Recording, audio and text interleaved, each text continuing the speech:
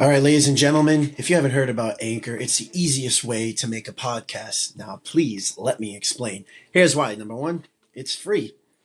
What's better than free? Number two, there's creation tools that allow you to record and edit your podcasts right from your phone or computer. You can literally go outside, record whatever you want to, and upload it. That's that easy. Anchor also will distribute your podcast for you so it can be heard on Spotify, Apple Podcast, and many more streaming services. Here's another great point. You can make more money from your podcast with no minimum listenership. Okay, you can make as much money as you want, and there's no minimum on how many listeners will need to listen to it. And lastly, it's everything you need to make a podcast, a successful podcast, in one place. So they make it super easy for you. Here's what you need to do right now. If you're interested in making a podcast, you need to download the free Anchor app or go to Anchor, ANCHOR.FM to get started now. You do not want to miss out. Get started again. Download the free Anchor app or go to anchor.fm.com to get started now. Avoid legal snags by telling people they're being recorded. You are being recorded. And literally, when I tell you 3 days, I'm just.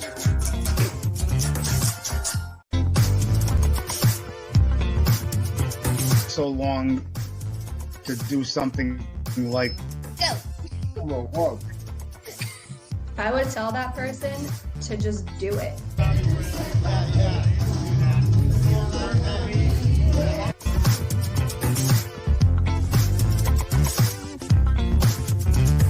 Ladies and gentlemen, welcome in today to another edition of MJR and Friends. This is a special one. I'm sure everyone knows who this man is. If you don't, then you're crazy. But today, special interview with a big inspiration of mine. We are with Tim McKone of NBC10 and 98.5, the Sports Hub. Tim, thank you so much for coming on today. How are you? I'm doing great. Thanks for having me on. I'm excited to do this. Absolutely. I'm so excited to hear your story and your inspiration to others. We got a fun episode planned. I got a fun game at the end too. It's going to really throw you off loop. So we're going to get into it. Before we do, you can check us out on Facebook. Michael Ross is doing my Facebook page, the MJR Podcast Family, which includes Meet Up with Mila and the Dab Podcast and Studs Podcast. And we got our YouTube channel as well. And we're going to show Tim's currently unusable Twitter account. But you can still give him a follow, and that's a long story if you listen to Sports Hub. Just to pre-fame, again, I've told you 10 times how big of a fan I am of you.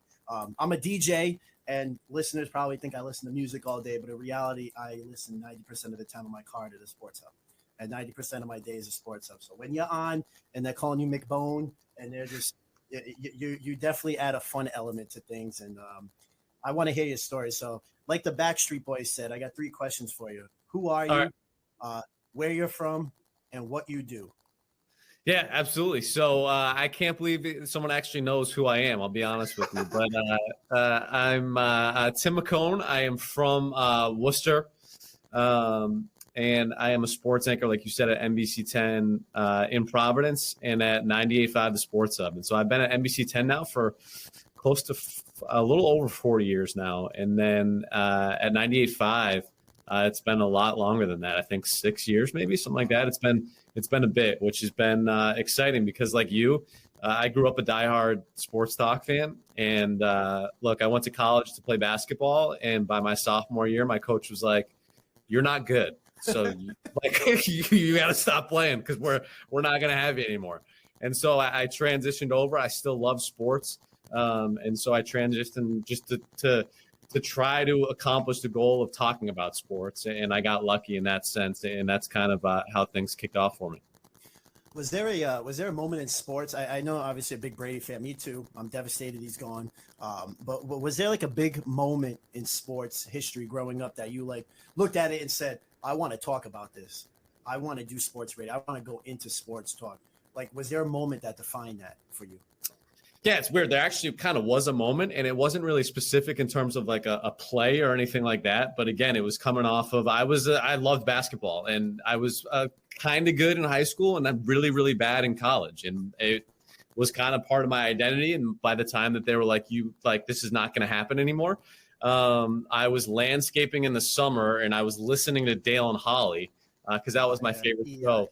on EEI. Yeah, exactly. That was my favorite show midday. So I was just cutting grass and crushing Dale and Holly. And I was like, this is what I want to do. This is what I should do. And so that's kind of what started it, because like I was a diehard sports talk fan forever. It's funny, like looking back at those shows, like they just talk Red Sox all the time and I couldn't get enough of it. And now, I mean, it's just, I can't do it with the Red Sox. That's a whole other story we'll get into, but that was really the moment. It was landscaping in the summer being like, you know what, that's actually kind of what I want to do moving forward. Baseball is so unwatchable right now. It's not even. No, it's tough. I love it. I love the Red Sox, but it's so it is so unwatchable. How did you begin your journey? So what was like the first step you took? You said in college, your basketball told you, your coach pretty much told you suck. Was the height thing?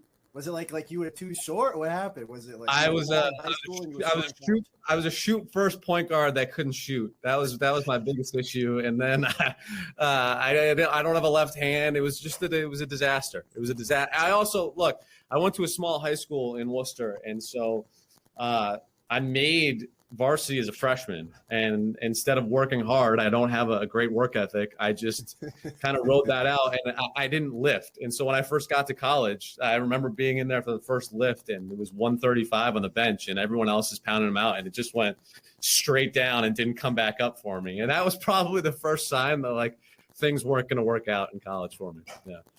What steps you took to get to where you are today? So you said you were at Sports Hub before NBC10, or did I have that opposite? No. I was at Sports Hub first. So when everything happened, I started doing as many internships as I could. And that's a big piece of advice I would give people, is try to get your foot in the door in as many places as possible. So I started interning at a radio station in Worcester. And that was kind of my first, experience, like being in radio, was interning at TAG. And so I did that as a summer internship. So I would landscape during the day, and then I would go to the internship after that. And when I graduated, I was a double major, communications and education. I was not a good teacher. And so I got a job at TAG right out of college. And so I was doing intermission reports for the Worcester Sharks, which was an AHL team at the time. And I was doing halftime and postgame for Holy Cross football. And so that was my first job out of college. And that's how I kind of got my foot in the door. But leading up to that, I did a ton of internships.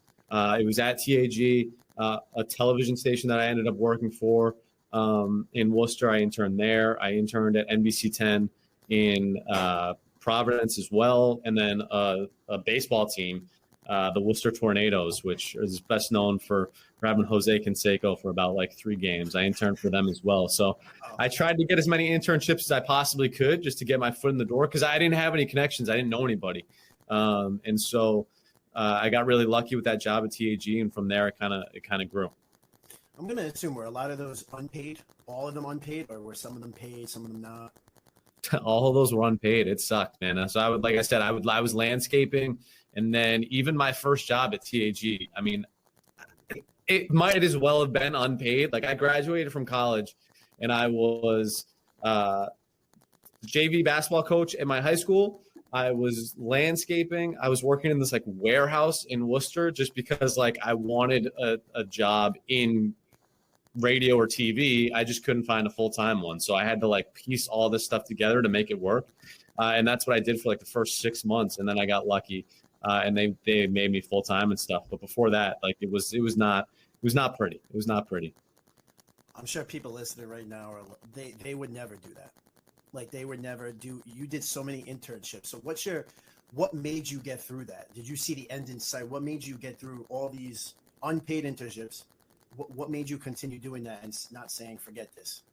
Yeah, I mean, I just loved it. Like I fell in love with it, and the opportunities I got, like at NBC10, like my internship might have been unpaid, but they were letting me go to Gillette and like go inside the locker room and stuff like that. I mean, that's ridiculously cool to me, at least, right? And so that kind of motivated me. Number one, like the experiences that I was getting as an intern, and then doing the radio stuff is something I always wanted to do. So that was unbelievable too. And so just kind of making those connections and getting those opportunities motivated me. And I knew that was really what I wanted to do. So, knowing that kind of just propelled me to continue to work at it. And then look, my goal was to be on Boston radio, and I got super lucky because by like 23 or 24, I had done it. But it was a lot of hard work. And look, the other thing too that people don't, I think, understand about it is like your schedule is never going to be normal, which I think is very underrated. Like you work really weird hours. I don't really know my schedule up until like a few days before, especially at 98.5. But even here at NBC10, like, I think my off days this week were going to be Wednesday, Thursday, but now I'm going to opening day Thursday. So now that it's crazy. You work a lot of nights, and that's an underrated thing. Holidays, you work holidays too. Like that, you do miss stuff. There's no question about it. Like in terms of like hanging out with friends or spending like Christmas with your family and stuff like that. That's definitely a downer. But overall, not a lot of people are going to feel bad for you when you get paid to watch the Patriots. That's what I always tell people. Well, maybe last year. Yeah. No, last year you're absolutely right. I didn't get paid enough. I didn't get paid enough last year. Yeah. My last interview was with my friend. He's a plumber in Rhode Island for Statewide, and he loves Cam Newton. I don't know why. I don't know how that happens. Yeah. I actually just released it now during the podcast. He wore a Cam Newton jersey the whole time, and I'm like, all right, I got a highlight video for everyone. We're gonna watch Cam Newton's best plays, and he's like, all right, he's all pumped. And I found a video on YouTube, every Cam Newton interception 2020. It's like 3 minutes long.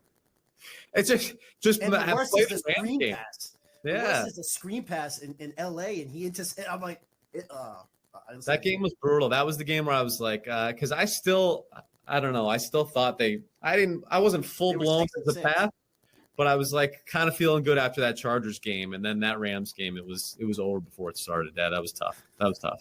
Yeah, I think the season was over before it got started. Yeah, right. Seriously, bring back Jimmy G. Anyway. Yeah. Oh man, I lost my train of thought. So, what was I just gonna ask you? I got off topic with the Cam Newton hatred because I hate Cam Newton. I know. I see red too. Whenever I see it, I just lose. I'll try. Yeah, I still can't believe the Patriots. He's a good guy. Like I just. Yeah. No, 100%. He just can't throw the football. That's a problem. No.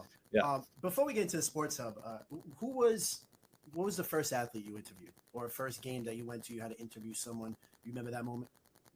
Yeah, so I have a couple. I was, like I said, I was a double major, communications and education, because I wasn't sure if the communication stuff was going to work out. And so at the end of my internship at TAG, it was work. I was doing, it was news talk. Jordan Levy's the former mayor of Worcester, and he had a drive time show 3 to 6. And so my last day there, I was just screening calls, editing audio, just kind of like behind the scenes stuff that whole summer was what that internship was, right? And so my last day, the producer who I've become really friendly with and still am to this day was like, oh, let's get him on for like 5 minutes, interview him, because he did a great job this summer.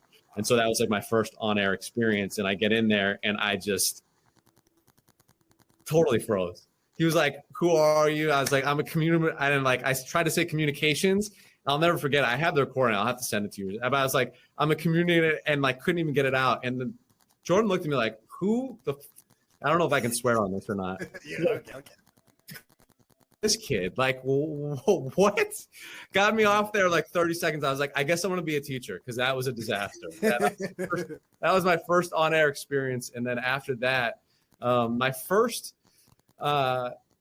athlete was probably a Patriot. I don't really remember who it was, but I was going to Gillette as an intern a ton in the fall, and that was an unbelievable experience. So it was probably a Patriot at some point. You ever meet Brady? I've met Brady. I've asked Brady questions. I went out of my way to ask him questions because I just wanted to check that off the list.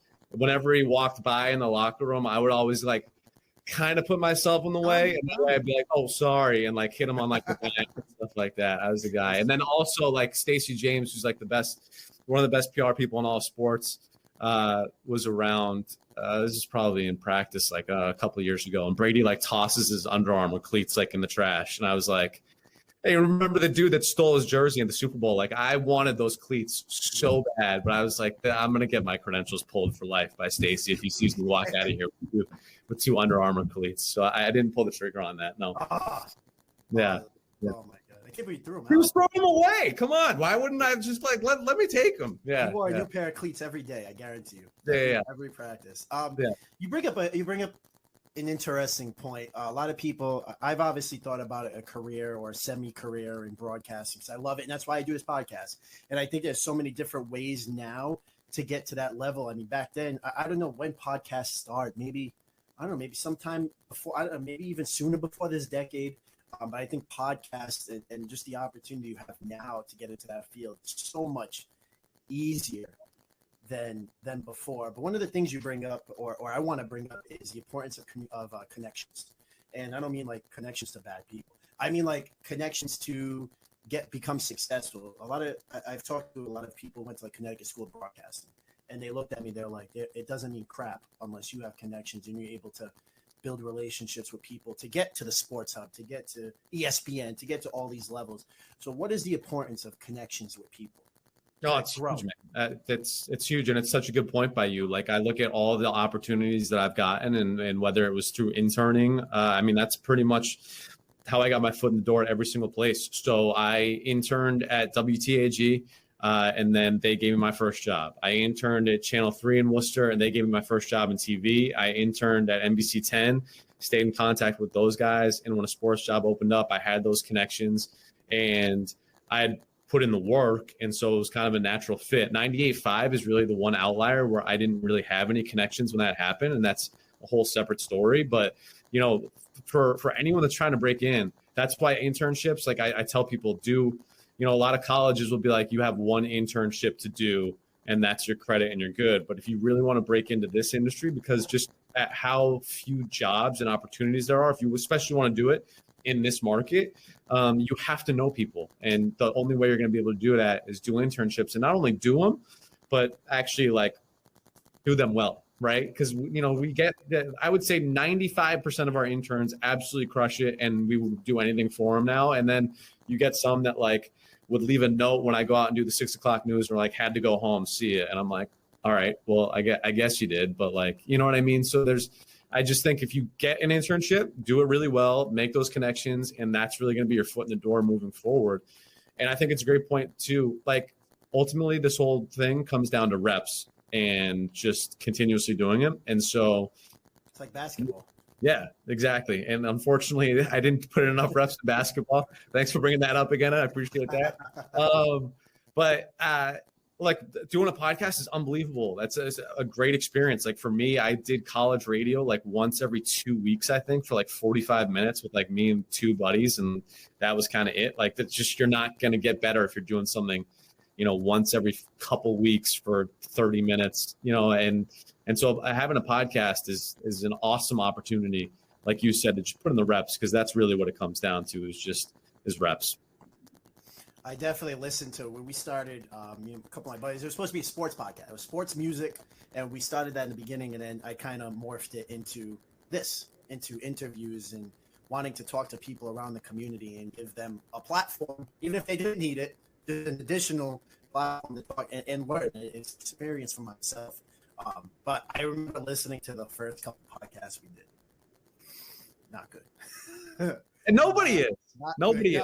No, I'm still working on it. Yeah, no, 100% everyone is. And I think that that's one of the things that, like, in terms of reps, look, you're put in situations that aren't normal, whether it's being on TV and being under bright lights, like wearing makeup, and then your job is to look normal in a very unnatural situation. And the same thing with radio. Like, you are talking into a microphone or doing a podcast that, like, it's just not it's very difficult to act normal in situations that aren't normal, and that just comes with reps. You know what I mean? And that's the thing, and that's why, you know, as a junior, being at WTAG, and they asked me what my major was, I couldn't get it out. So I'm glad I've improved a little bit, at least from those days. But you're 100% right. Doing the podcast is an awesome way to get really, really good, really, really fast. Like, it's unbelievable the jump you make, whether it's TV or radio, just in 6 months doing something continuously. Yeah. I don't know if you have any. I know certain reporters, like, I can't think of an example off my head. Although, like, all right, Tom Brady, Jim Gray, even though Jim Gray is a huge national, like, they have a connection, and Brady, I know for sure, tells him things, and it's always been brought up. what are the factors in building trust? I don't know if you have that connection with athletes. I don't know who they would be, but if you had a connection, let's say with like David Duke or something, and he would confide in you and say, "No, Tim, I'm feeling this way." Say it in a anonymous. I don't know. However, that is. What are the tips and tricks that you do to build trust with athletes? So, hey, instead of talking to this guy, I don't like this guy. I want to talk to Tim. I'll give him the all access interview on NBC10. Like, what are the tips and tricks to that? So it's all about relationships, and so it's building relationships to get the job, and then it's building relationships once you have the job in terms of who you're talking to, and if you have something in common with someone, you certainly have to bring that up. And if I know someone's from somewhere where I'm from, or if they've experienced something similar to me, that's fine. Also, just being like a nice person that you enjoy talking to goes a long way as well. And then if you actually do a story on someone, do a good job on it, and then that kind of builds trust as well, right? And don't try to knife someone in the back, which look, here we do Patriot stuff, we do college basketball is probably the closest in terms of building relationships and stuff like that you're kind of talking about, and it's just like you said, building that trust, building those relationships up, and that goes a long way too. I gotta ask you, what are the best resources you have used over your journey? And I mean, podcasts or YouTube or books. If you had to name 2 or 3, what are the best resources that have made you who you are today? This is going to sound like a broken record, but honestly, the people that I've worked with that have done my job before, that I've gotten kind of the experience from, and whether I go back to, Channel 3 in Worcester with Kevin Shea and Andy LaCombe, probably, I don't know if you have any connection to Central Mass. Those 2 guys are legends. If you played high school sports there, I'm a those Johnson boy. Yeah, those 2 guys. But then Frank and Joe at Channel 10, those guys were huge in terms of kind of teaching me about TV. And then in radio, all those guys at 98.5, and then people at TAG as well have been huge. And that's kind of the biggest thing. At TAG, they gave me intermission reports. They gave me football. They gave me a 30-minute show about the Worcester Sharks. And they were terrible. I was not good. I'll the hand up. I'll be the first to admit it. But they kind of explained to me, all right, you need to do this, or hey, that sounded good, or that your energy needs to be up. You need to try this. You need to try that. And it's just kind of tinkering with that stuff. But having people that you can actually show your work to and be like, what do you actually think of this? And then give you the honest opinion is huge. And that was kind of the biggest thing. And in terms of that stuff, just also listening to a lot of sports talk radio and figuring out all right, I actually like this that this person does, or I don't like that. And I think, figuring out topics that people are going to be interested in. I think Felger, one of the things that he is unbelievable at is figuring out, there are some days when topics are going to be really, really obvious. But I remember, and this is before I was even at 98.5, and this is how big of a loser I am that I even remember this. But I remember it was one summer day, and everyone was just kind of either talking Patriots or talking Red Sox, and it was the same stuff. Pretty much every show was just kind of rolling out the same thing. And he came in with this take about Aaron Rodgers and comparing him to Brady that really no one had done before. And look, I know it sounds kind of whatever, but in that moment, I was this guy just gets it. This is a very interesting topic. It's unique. It's something that no one has talked about. He's bringing this totally different aspect to this Brady conversation that everyone's doing. Mm-hmm. And it was just those 2 hours or however long they stayed on that topic. I was this is why he's the best at what he does, because he came in with this completely different take on something and tied it in and just made a very bland topic that everyone else was doing completely different. He is, Felger and Maz have been, when I used to teach martial arts, when I DJ, every day since, it's got to be 8 years, I would sit 2 o'clock and watch the first hour before I would go off. And both of them, everyone in the sports hub is amazing. Everyone. They're amazing at what they do. They're captivating, but the way him and even Maz can spin things and make it so, and it could sound preposterous.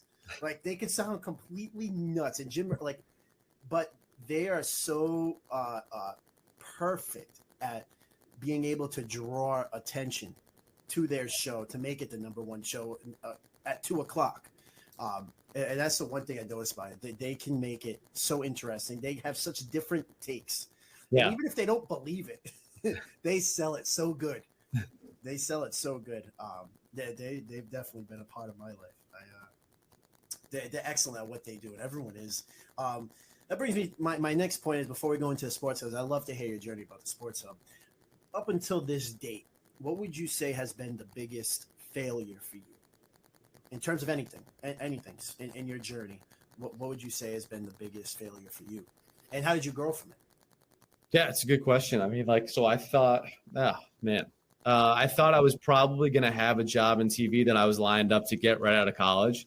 And I thought that was going to be kind of the path that I was going to go down. And I didn't get it. I didn't think the TAG job was even an option at that point. And so I didn't think my career, I thought my career, honestly, because I didn't get that one TV job, was kind of over before it started. And so I was actually going to look into teaching and just kind of, because I didn't have, without that, I didn't think that there was really a path necessarily to the way I was going to do it. But, getting the job at TAG and then figuring stuff out at Channel 3 afterwards with the TV stuff, it was kind of a blessing in disguise that I didn't get that first job, because it would not have worked out the way that it did for me. So I do think kind of everything happens for a reason, because I was pretty devastated at that point when I didn't get that job, because I really did think it was a done deal, and it wasn't. And I kind of had to scramble, and I lucked out. I got really lucky with the TAG thing. And from there, it kind of took off for me, which I'm very fortunate for. But that was probably the biggest failure. And it was before my career even started. My other failures, honestly, were probably the first time I ever hosted. The first time I ever hosted at 98.5 was Celtics at 7. I had done headlines and stuff like that. I mean, I'll never forget, my first time. Look, I told you my goal in my career was to do Boston radio. And so at 24, I'm on the Sports Hub for the first time. And I'm doing headlines for the hockey show on a Saturday. It was my first ever shift. And I'm drenched in sweat. I'm so nervous. And I'm 24. Headlines, you're honestly, you're reading out loud. It shouldn't be that difficult, right? We're not curing cancer here. I can do the whole script right now. It's fine, right? But the hockey show is the one show where there are a million people in studio. So at that point, you had Ryan Johnston, you had Dave Gosher, Bob Beers, Billy Jaffe, all in studio. I think Hags was in studio too. And then Bertrand and Gasper were waiting to do the 11, so they were there. And then Jimmy Stewart was producing at that point on the weekends, on Saturdays that morning too. So all of these people that I had grown up watching and listening to were in studio for my first headline. I didn't know any of them. They were who the hell is this kid?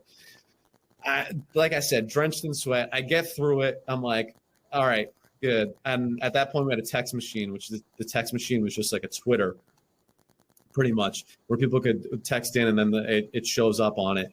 And the first text, I think, was new headlines guy sounds fat. And I was yeah. I remember you sharing. I think you shared this a month ago. Yeah. I don't even know what that means, man. But obviously it rattled me. I was that tough start. And so that was my first ever on-air shift at 98.5. And I was so nervous for that. But it was nowhere to go but up after being called fat from my first headlines read.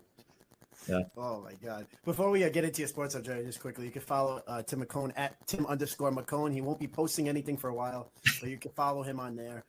You can follow him on NBC10. And before we go to sports hub, shout out to Dan Jahing and Mark Searles. I partied with them at the LLS Society event 2 years ago. The best. It was they were awesome. Yeah.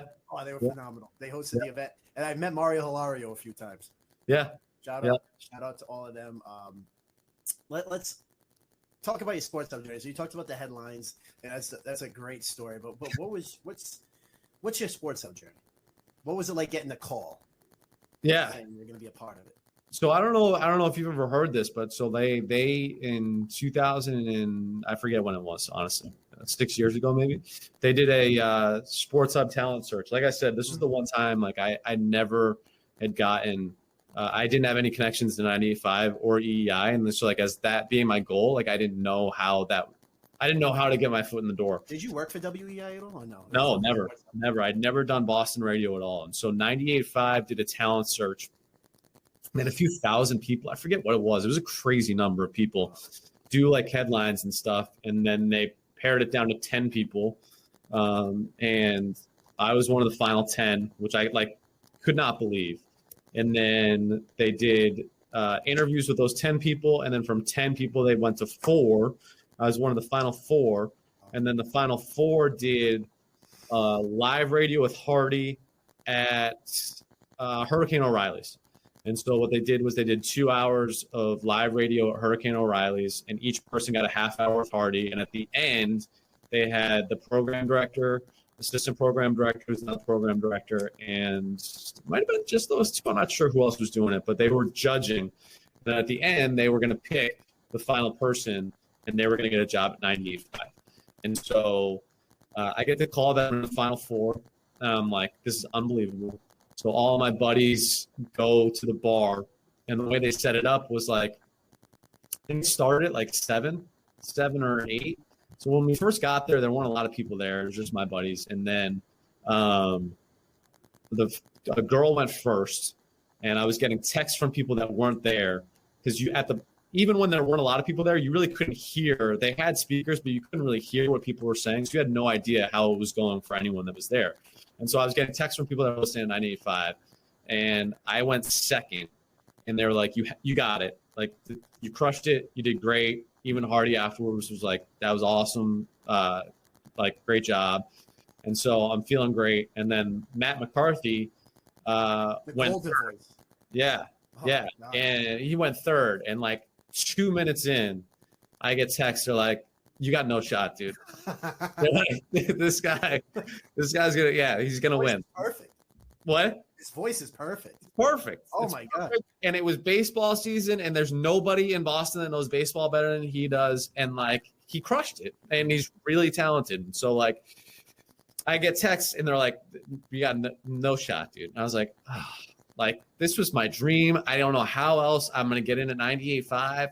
And so all my buddies are there, and I was like, all right, screw it. Like, let's just start drinking. We're at a bar anyways. And I got to be here for another hour, and I'm not going to win. So whatever. So start taking shots, drinking. Great. I get pretty banged up. And then after McCarthy goes, the program director's like, hey, just a heads up, like brings us up. They're like, whoever wins is going to do another 15 minutes with Hardy. And I'm like, oh my God. I was like, so wait.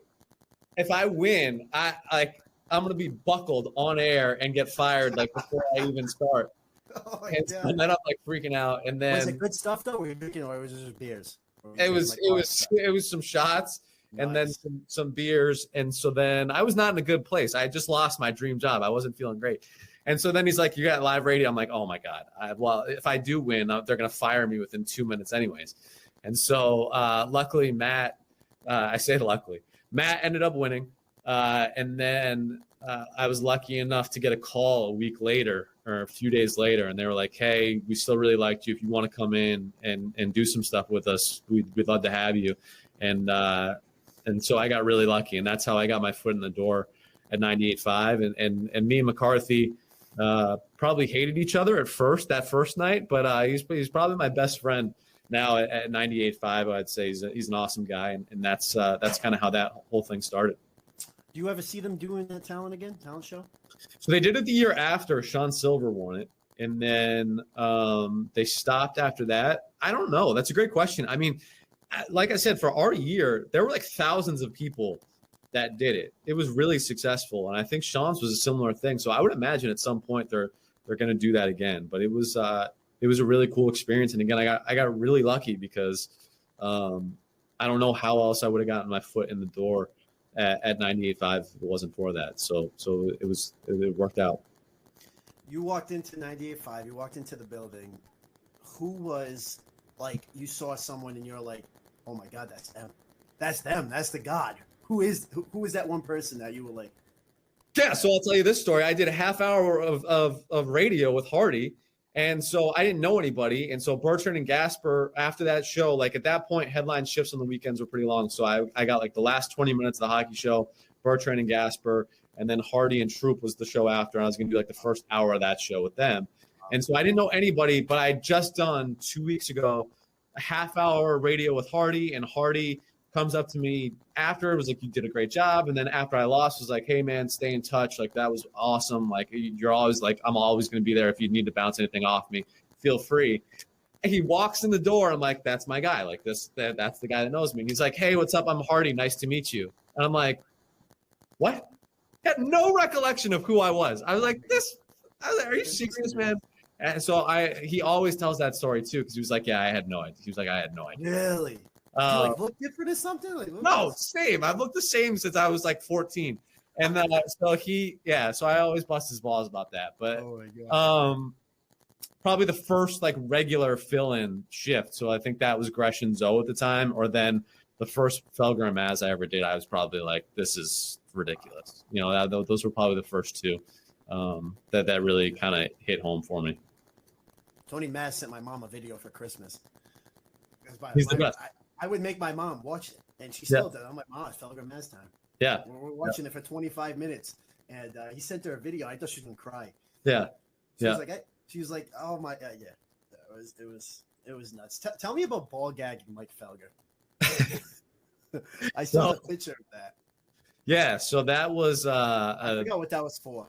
So that was, we were doing, I filled in, and it was me, Jim, and Felger on one day. And he said, if the Patriots win the Super Bowl, I think, or maybe that if they get to the Super Bowl, you can ball gag me. Because, like, I forget what that offseason was, but that was coming off of the loss to the Eagles and all the drama that was going on. Yeah, that was the Malcolm Butler. That was like they got no shot. And if they make it to the Super Bowl, you can ball gag me. And I was like, I'm all set. Yeah, I was like, I don't need to do that. Like, I have no interest. Like, that's not a win for me. And then he texts me, like, I think after, because who they beat? The Chargers, I think, in the first round. Yeah, it was the Chargers, then the who was the AFC that the Chiefs. Yeah. Yeah, Chargers team. They went on the road. Yep. So after that Chargers game, Felger texts me. He's like, "This, like, we might do this. Like, this might happen." And so then, sure enough, after the Chiefs game is when he did it, and he stepped up and I ball gagged him. The funny story about that too is, like, at that time I was on Twitter all the time. I just never tweeted. It wasn't like really, like, I don't know. I didn't do it a lot. Probably something I should be doing more, and I have over the last year. But where I work at NBC, they track kind of what you tweet out to see, like, what's successful and what isn't. So, like, if I tweet a story about, let's say, Ed Cooley and, you know, what he did this offseason, and that blows up, they can tell other sports anchors across the country, hey, like, this story about, you know, this college basketball coach did really well. So if you want to, like, kind of find something like that in your market, do it. And so that video and that picture I tweeted out, and my boss at NBC, who obviously came from Boston too, so knows all those guys really well, texts me. He's like, hey, like, I just want you to know, like, your account is getting flagged by corporate because, like, you're up, like, it was something like 500,000% from what your normal stories are, because everyone's watching this video. I think it was like over like 1 million views or something like that. Me ball gagging Felger. And he was like, so they're going to look at it and they're going to be like, oh, what's this guy in Providence doing that we can tell everyone else in different markets to do? And they're going to watch you ball gag another guy. I just want you to know that. I was like, that was tough. So that was some tough explaining to do to corporate on the TV side of things. But yeah, that was a story about ball gagging Felger. Let me ask you this. There's a lot of myths about any profession. So what's a common myth that you would say is said about becoming a sports broadcaster in your journey? What is a myth that you would like to debunk? Or maybe a myth that is true? I don't know. Yeah, no. So for us, I mean, like, I don't know. Like, everyone at 98.5 is awesome to work with. Like, so I think that some people I get that question all the time. What's it like working with Felger, Maz, or like, what's it like working with Jones? He's so negative in this. Jones is one of my favorite people at the station to work with. And he's the nicest guy you're ever going to meet. I'm telling you that right now. Jones is an absolute sweetheart off the air. And I feel like every guy you can go out and like have a drink with at a bar. If you saw them, they'd have a drink with you. 100 is perfect way to put it. Right. And like Jim Murray is probably at the top of that list. Yeah. And give you something else too. Yeah. And so all those guys are like that. And so like, the thing like, oh, they're so negative or like, oh, this and that, like that. I'm telling you right now, you would love every single person at 98.5. And they've been awesome to me when they really had no reason to be. So I'm always thankful for that. And the same has been on the TV side as well. I think the other myths that it really, I mean, it's what you think it is. It's pretty awesome. The schedule is really the only drawback. Like that can be really tough at times if you're, not doing Christmas with your family and stuff because you have to work. Like that can be tough. And then not having like, a typical Saturday or a typical Sunday is weird. But again, like that's a trade-off that I would make 10 times out of 10. I feel like with me when I was younger, now I get it. Like I don't get it because I'm not radio, but doing a podcast. But like I feel like when I was a teenager, I'd see that and be like, that's the easiest job in the world. I could do that. I could wake up tomorrow and do that. I feel like that is there's so much more that goes into it. Yeah, you just have to be on top of everything. And then I think the thing that, and I'm still trying to figure it out in terms of radio, especially if I have to host and stuff, is figuring out how to present stuff in a compelling way, right? So like what I talked about with Felger and that Aaron Rodgers stuff, like that's like very hard. Look, knowing stuff about the Patriots is one thing. Everyone I think knows that follows the Patriots, knows the Patriots well, but presenting opinions and things in a unique and compelling way is a skill. And so those guys and Maz and all those guys are very, very smart and very, very good at what they do. I promise you that. Yeah. They're great. I had a couple more questions. Before I ask the final two, I want to talk sports with you quick for like 2 minutes. The Celtics. I couldn't believe he did nothing. I don't care about these last 2 wins. Yeah, they looked good. Well, OKC, I could name no one off the team. Milwaukee was a good win. I won't take that away. But what's your thoughts on Danny? I'm getting tired of it.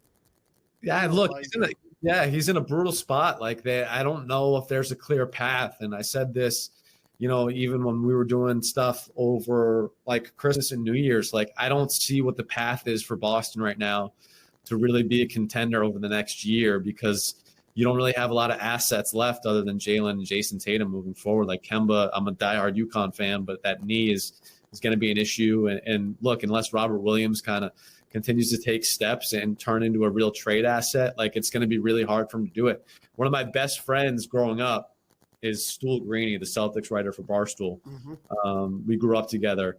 And so I'll text with him and he's not in a good place. He's not in a good place. I don't know.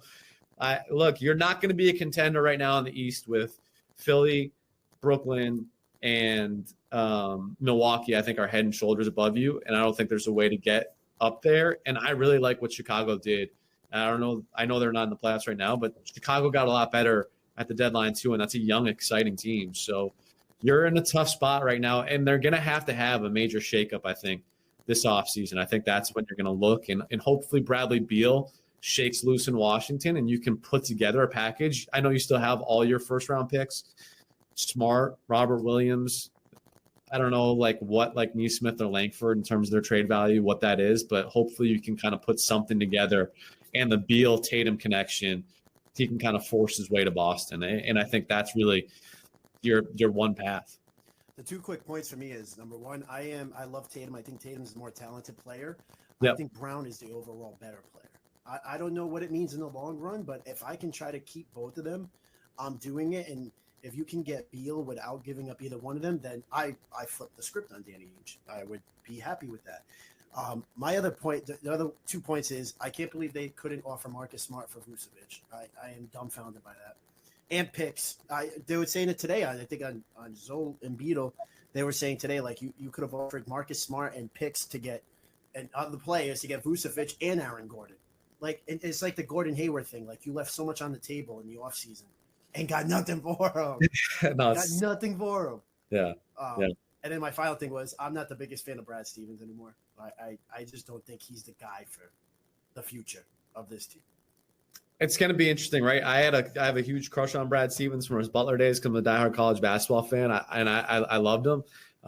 But the chemistry stuff is an issue, and it's going to be interesting here again. This offseason is going to be interesting. I don't think it's going to be a stand pat offseason, that's for sure. So we'll see what shakes loose, but there's going to have to be changes because there's something wrong just from a chemistry perspective. And I'm with you with the Tatum and Brown thing because I think some of that chemistry issue is probably in terms of Jason Tatum. Shocker, a Duke guy. I hate Duke, and you know what? I hate Kyrie. Yeah. Oh my God, don't get me started on that too. I'm with you on that. No, I can't stand him. Great player, but I can't stand him. Yeah. My two final quick questions I like to ask, and then we'll play. I got a quick game for us. The first one, if you could step into my shoes right now, and you're hosting, you do that all the time. But if you could ask yourself one question that maybe I didn't ask you, what would that question be? Yeah, so like if you want to break in, I think what you kind of touched on a little bit, but the advice I always give to people is it's really kind of three things, right? The first is try to do as many internships as you possibly can and build those relationships up. Number two, it's all reps. It's just continuously doing it. I can't stress enough how much better you get at radio and TV if you just do it consistently for 6 months. 6 months in TV, it's unbelievable how much better you get if you do it on a daily basis. Because again, it's just acting natural in an unnatural situation. That's really what TV comes down to. And then the third thing I would say, and it's a piece of advice I got from someone at ESPN that was friends with my college roommate's dad at the time when I ran into him at like a barbecue or something like that, maybe a graduation party. And he knew I was getting into it. And he said, is that you can get a production assistant job or a behind the scenes job at ESPN or NBC Sports Boston or Nesson out of school. And you'll be working at a place that is really, really cool right away. But your transition to go to on camera or be on air and on TV, it's not going to happen, right? Like you're going to be looked at as a behind the scenes person. So if you want to do on air stuff, go to a smaller market, start a podcast, do some videos, and market yourself as an on air talent. Because if you don't do that, you're going to it's going to be really hard to transition afterwards to being on air. So if you want to be on air and if you want to do that stuff, do what you're doing right now and start a podcast, do some videos, go to a smaller market like I did with Worcester. And I got really lucky because my smaller market was where I grew up and I didn't even have to move like that. I got really, really lucky in that sense. But do that stuff versus being a production assistant if you want to be on air, because you're not going to jump from behind the scenes one day at ESPN to then hosting Sports Center the next day. That's not the way it works. No, those are great tips. My final question before our game. If you're the host right now, what's one question you would ask me? I'm flipping it. All right. Best guest you've ever had on the show. Best guest. Ooh. Oh my God. Well, obviously this is a very You had to say that. This was okay, but I'll do the first one. Everyone, I had to say you, of course. I was so happy when you said yes. I was like, I hope I'm not bothering you, please. Oof. I had this girl named Samantha Ranchi.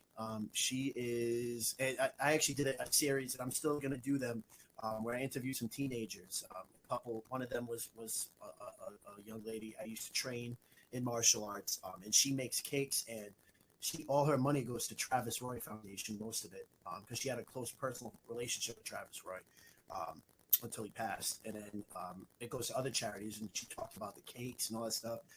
But I had this young lady, and so other boy, Devin, who's in a rock band. He's 16. He started his own band. He is so talented. He talked about it. Samantha, she does Sammy send-offs, and she sends care packages to kids and families who have cancer. The kid has had cancer, and she was inspired by a young lady, a young girl who passed from cancer, and they had a special relationship. Just talking with her, she ended up getting Matt Slater to donate with her. Oh, that's awesome. And to deliver a package, and that was one of the most inspirational. I was But she said her whole story was phenomenal. Yeah, So that's great. I would definitely say them. And then, so for you, have you felt getting a lot more comfortable as you continue to do these podcasts and stuff? Absolutely, yeah. From the beginning, absolutely. I've always been too confident. I've always been like that. I've never been shy in front of people because that was all I did for my whole life, especially DJing. But I think the one thing I needed to get more comfortable was actually the planning part of saying, okay, I'm not going to just randomly throw out questions during the show. I need to get more comfortable with the actual process of, okay, let's find out more about this person. Let's find out, interest so I can ask them and incorporate those in the show with them. So that's definitely the more thing. And I've watched and been like, okay, maybe my camera or video quality or the way I talked, I was too loud, or I could have adjusted the volume just a little bit more. So definitely those are the things that I felt I got more comfortable with. Nice. That's awesome. That's awesome. Those are great questions. So again, thank you. Interview with Tim McKone. We're going to end it with a final game. You're not expecting this. It's a segment where I surprise my guests. You have no clue what's about to happen. It's going to be completely random. But luckily, you're a basketball fan. It's time to play Name That. It's time to play Name That. And one thing I would improve is that intro, which I'm working on. I do a great DMX impersonation, so that was my DMX voice. Nice. Yeah, so I gotta work on that intro. But anyway, we play Name That. I'm gonna post pictures of a random thing, and you have to guess what it is. So today's topic is Name That Celtic. It is not as easy as you think it is. So I'm gonna post a picture of a rare Celtics player, and I tried to keep it within the past 20 years. Yeah, I didn't even know a couple of these guys. I'm in. So let's do it. I got 5. All you literally have to do is get like one answer right, and you're better than every guest on the show. Most of them, I did like Name That Nut Butter with Hanks from Hanks Peanut Butter. I don't know if you had the protein peanut butter. Yeah. Oh yeah, he did. He was like, he got all of them right. I was like, cashew butter, walnut butter. Oh, I was like, all right, how do you know that? All right, first one. Tell me who this is. Oh man, this is like 2012, 11ish. So like initially I wanted to say Fab, but that's not Fab Mello, is it? Rest in peace. No. Oh my God, I should know this too. I don't. I have no idea who that is. That is Sean Williams. Oh my God. I should have gotten that. I should have gotten. Like, I'm so mad at myself now. Average like 2.8 points a game. Yeah. In like 2 years. So that was Sean Williams. All right, next one we have. Might know him. Oh my God, dude, you're gonna crush me on this. Let me play this video. See if you remember this video. This went viral like a few years ago. Actually, almost 9 years ago. I don't know if you remember this video. Wait for it. Wait for it. We go. Oh yes. Oh, here we go. And bam. Oh, yeah. You don't remember this? I don't remember that. Who is that? That is Chris Joseph eating his booger. Oh, he got traded in the Kevin Garnett deal. That's tough. That's a tough video. That's tough. I think he played like 1 year after that. He went over. Yeah. He was like Juwan Johnson. Terrible. All right. This next one, I really don't even remember this guy. Oh, after. Oh, Bimbo Coles. No way. How did you go with that? Come on, man. No, that's the error. Like I can do that. Yeah. Come on. Really? Yeah. Okay. All right. You're 1 out of 3 so far. I'm mad at myself for those first two. I'll be honest. I never even heard of Bimbo Coles, ever. Then maybe this one's gonna be easy for you. That's Kedrick. Oh my God, you got it, dude. There's no. I was all in on Kedrick. I nerd out on the NBA draft. That's like one of my big things. Probably like my favorite day of the year. I'll be honest. Yes, and the trade deadline. Yeah, and so I was that draft. I remember I was in like 4th or 5th grade, and me and my buddy were just like, I wanted Jason Richardson so bad he went 5, but like I loved Joe Forte. That was 01. Yeah. So it's just like yeah. So like that. So that draft was Joe Johnson, Kedrick, and Joe Forte, and because they had 3 first-round picks, and swing and a miss on Joe and Kedrick. But Kedrick, man, could dunk. He could dunk. He's a freak athlete. I think it's the last name Brown. I mean, you got D Brown, Brown, Kedrick Brown. I don't know. All right, final one. Let's see. This is my man. He was my favorite player. I know this too. He was my favorite player back in 2010, the year they traded Perkins, which we won't talk about. I should know this one. I'm mad at myself. I'm gonna be mad at myself when you say his name. Let's play a little video. I hope this made you remember.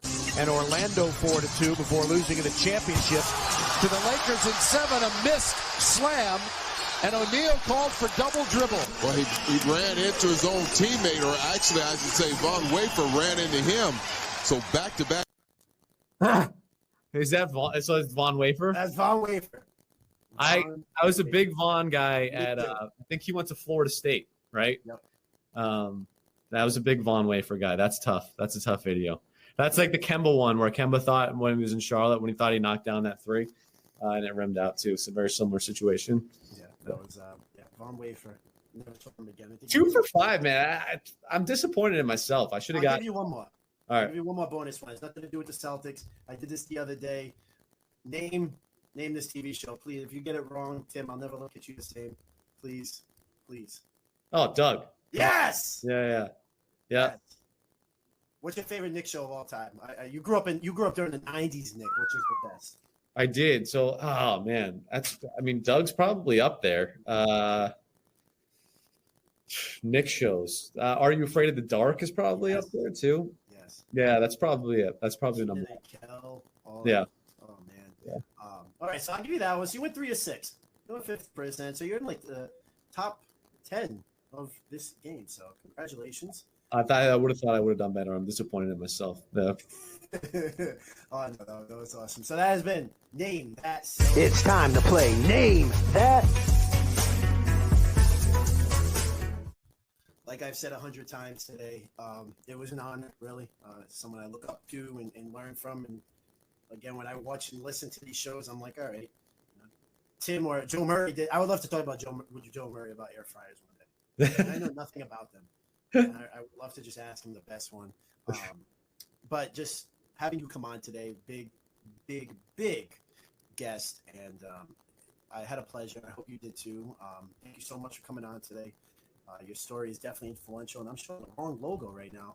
That is the Dad and Bud podcast. So shout out to them. Dad and Bud is actually run by the head coach of LaSalle football. Oh, nice. Bill Winfield. But we're gonna put my logo back up there. But anyway, thank you so much, Tim, for coming on today. Where can we find you currently, even though you're doormatted? Yeah, at Tim_McKone is where you can find me. Hopefully, in a few days, I'll have that account back up and running. Your boy didn't do. Yeah, rule 1 of the internet: don't click on links that get sent to you randomly. And I did it right in time for the trade deadline too, which is perfect. Yeah. And you made another account, right? Or no? Did you I did make another account. Yeah. Oh no. Yeah. The Woj bombs. Yeah, exactly. Yeah. No, thanks for having me, man. This was great. Let's do it again sometime. Oh, I would love to. Oh my God. It was, I would love to. Definitely check us out. MJR and Friends. We got a lot of great interviews coming up and episodes. We're going to be doing an April Madness music tournament. I don't know how it's going to run, to be honest with you, but it's going to be fun. We're going to compete with music artists and stuff. So, and we've got some other things coming up too. So again, thank you so much. Thank you so much, Tim. Check him out on NBC10 and 98.5 sport. When are you going to be on 98.5 again? This week? Yeah. Maybe Thursday middays, but I might actually have to go to the Red Sox for that opening day. So we'll see. If not, then I'm sure the weekend. So we'll see. Yeah. I can't wait to watch Dead Arm Eddie Rodriguez. I don't even know there you go. I don't even know what that is. Thank you guys so much for watching, and we will talk soon. Like, comment, subscribe. Check out our website, mjrentertainment.com. Peace. Avoid legal snags by telling people they're being recorded. You are being recorded. And literally, when I tell you 3 days, I'm just...